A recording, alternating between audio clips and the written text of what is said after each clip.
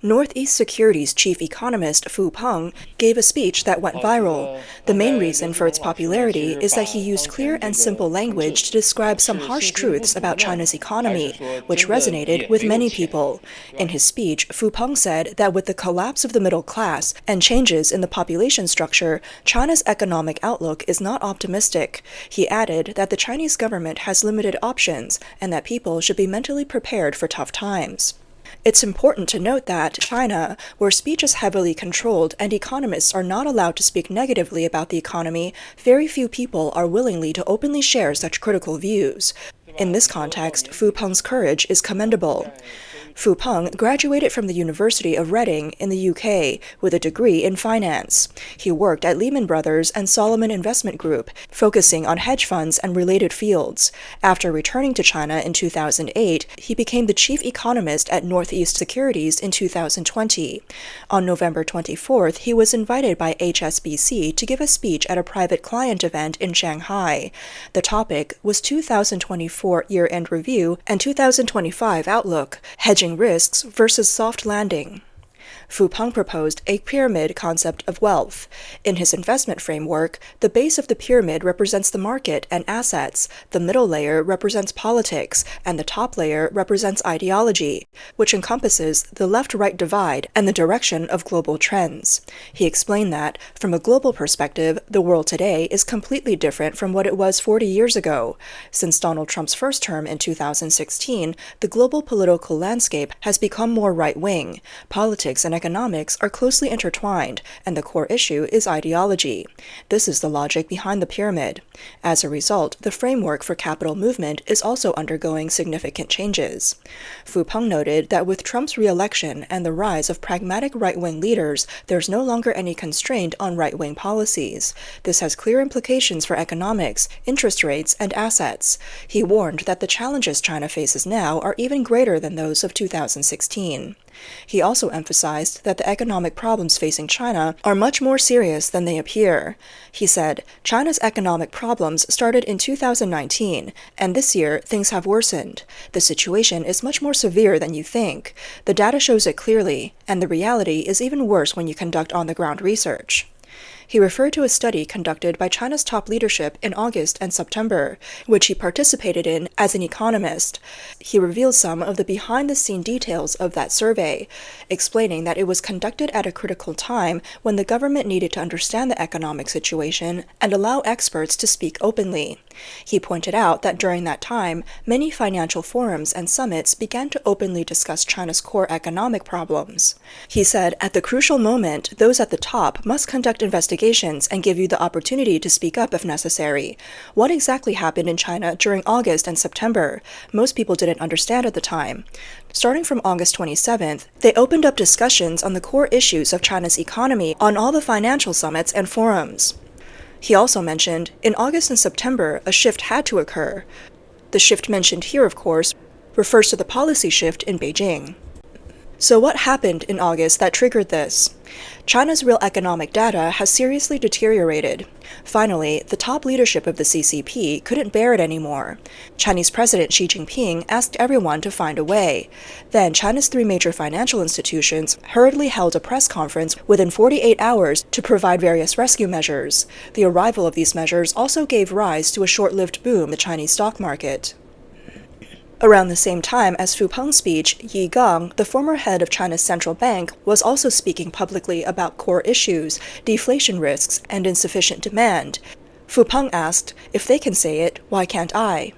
He also criticized the public discourse, stating that everyone who says things aren't going well is labeled a traitor or unpatriotic and is attacked online. Meanwhile, he observed a new business emerging in society: companies that claim to be leading the way, selling products worth 8,000 yuan for 18,000 yuan. He specifically pointed to Huawei, which state propaganda often touts as leading the world. Fu Peng concluded with a warning. The real danger is if no one speaks out. At critical moments, misinformation can lead to false conclusions, causing even the decision-makers to make wrong judgments. That would be disastrous, and history will ultimately judge those who lead the nation astray. Now, Fu Peng is openly discussing China's economic issues in public, and his speech is being widely shared and discussed, even on Chinese social media. It's hard to believe that this would happen without at least some approval from the Chinese government. The timing of his speech is also quite interesting. It came just after China's latest efforts to stimulate the economy, starting in September. These failures were largely seen as a failure. After a brief rise, the Chinese stock market quickly dropped back down, like a roller coaster. The recent government financial report mentioned nothing substantial to stimulate the economy, only issuing more local government bonds replacing maturing debts. This is only enough to cover interest payments and doesn't address the real issues, like stimulating consumer spending. People are disappointed because they were hoping for something more. Fu Peng pointed out that the main problem with China's economy is a lack of effective consumer spending. In other words, after covering basic needs like food and energy, people aren't spending much. Since 2019, the overall demand in China has been falling. In October, there was even a negative demand number, which means people are cutting back on spending. There's no pandemic or global financial crisis right now, but for the first time in over 20 years, effective demand in China has turned negative. This shows that people are simply tightening their belts and not spending. He talked about how people's consumption is being downgraded. For example, ride-hailing drivers might only be able to afford a cheap meal for 15 yuan, sometimes made from meat that's been frozen for years. He's also defended the idea of ready-made meals, saying that for just 12 yuan, people can have a meal with enough protein. When people are cutting back on spending, the focus shifts to survival rather than luxury. He emphasized that if food becomes a problem, that's a serious issue for the country. Fu Peng believes the biggest challenge for China's economy is the rapid shrinking of the middle class. He explained that after March this year, economic numbers have been dropping because the middle class is suffering. More and more middle-class people are now turning to budget platforms like Pinduoduo for their shopping, which was once mostly used by lower-income groups. He gave an example of how people are struggling financially.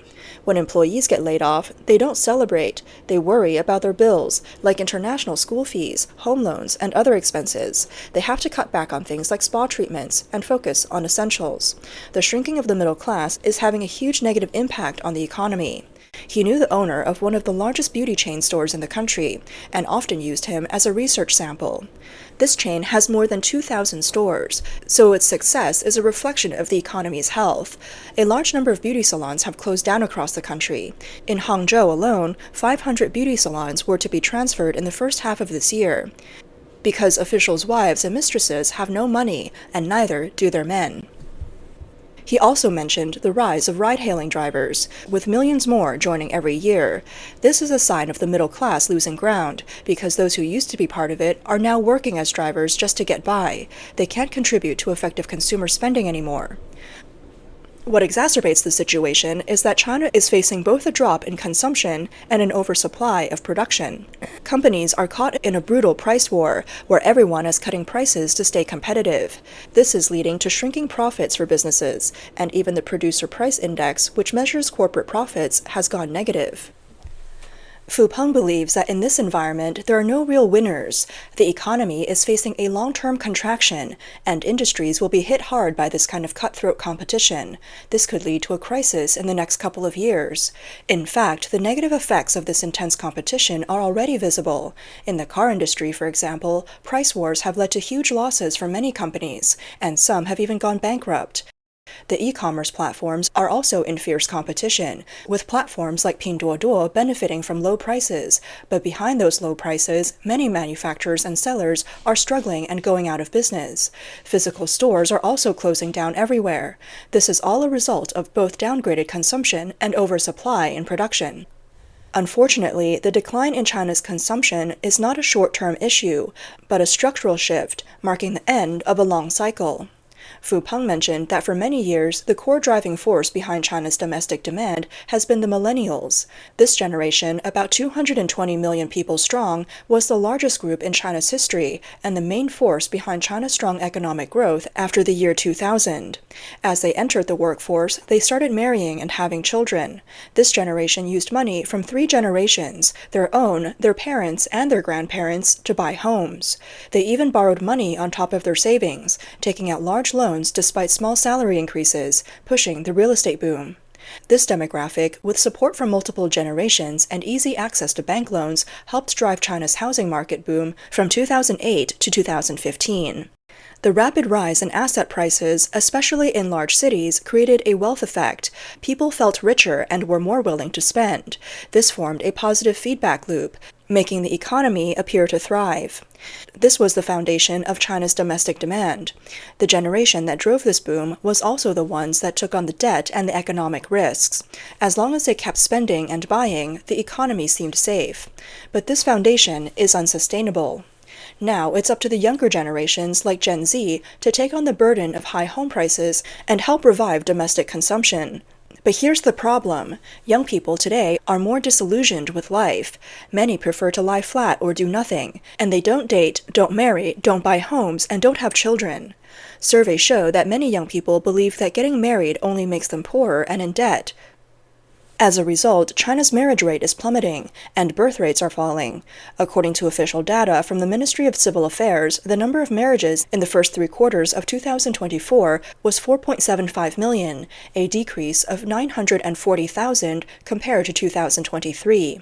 China's population growth has turned negative for the first time in 2022, marking the first time since the founding of the People's Republic of China that the population has declined in a typical year. Fu Peng believes that this population decline is a huge problem because it means that the safety net for China's debt no longer exists. He gave an example. If I bought a house for 2 million yuan and sold it for 6 million yuan to a young person, I've effectively taken 40 years of their future cash flow. I can live comfortably for the next 40 years, but they'll be burdened with debt for the next 40 years. If their income doesn't grow, they'll have to repay the debt regardless, losing 40 years of their life to repay what I gained. If income doesn't grow, the housing market only shifts wealth between people in the short term. But when debt reaches a critical level, it causes a complete collapse.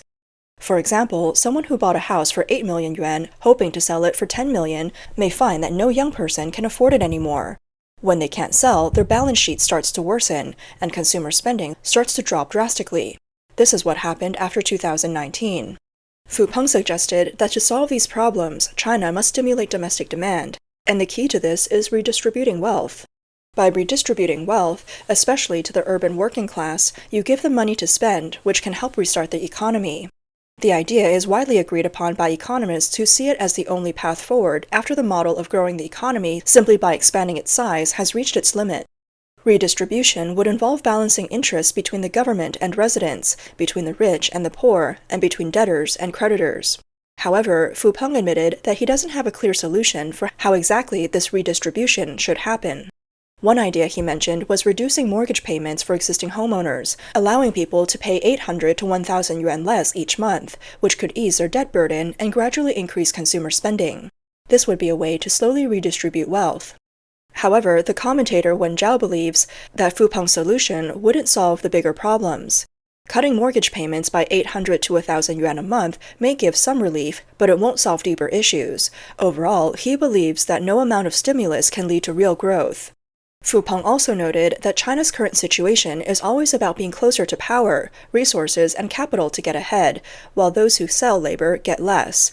As the economy shrinks and growth slows, the lower class is suffering the most, with some even struggling to afford basic needs. Fu Peng's speech may have inspired others. On December 3rd, the chief economist of Securities also spoke up. His remarks were similarly shocking. Gao used core data to suggest that official economic numbers are being falsified. He focused on 2 key points. First, the unemployment rate is underestimated by 47 million people. Second, GDP growth after the pandemic has been overestimated by 3 percentage points every year, totaling a 10-point overestimation. He also pointed out a curious trend. In provinces with younger populations, consumption growth is slower.